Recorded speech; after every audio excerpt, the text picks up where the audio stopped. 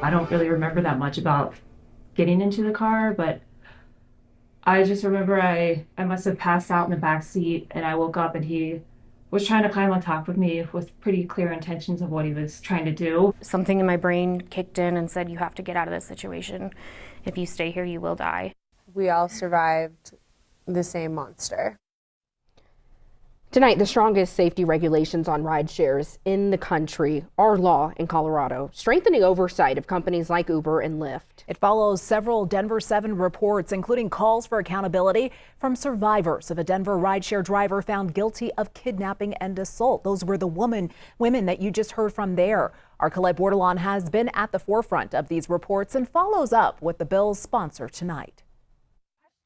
Tuesday marks a milestone for State Representative Ginny Wilford. I ran this legislation as a survivor and was supported by other women, and it meant the world to me. In 2024, her life changed. It's still fresh in many ways. She told the world what happened at the start of last year's legislative session. But I'm one of the thousands of people who have been sexually assaulted by a Lyft driver. She and other survivors paved the way for stricter rideshare regulations in Colorado. When the governor signs the bill today, it'll be the strongest regulations, safety protections in the nation. What does that mean to you?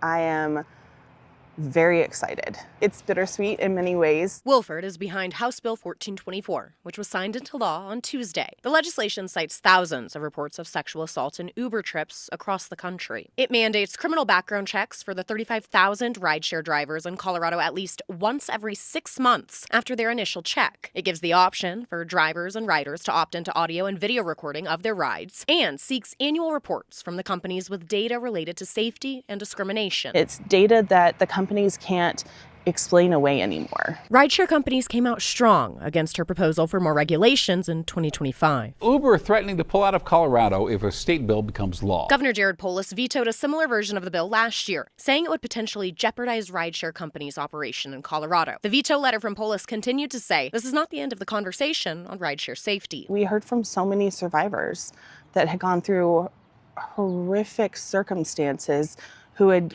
shared their stories and sent a letter to the governor asking him to sign the bill. And I have to hope that that weighed on him, and I hope it kept him up at night, because it kept me up at night. It took a year, another bill, and an uphill battle.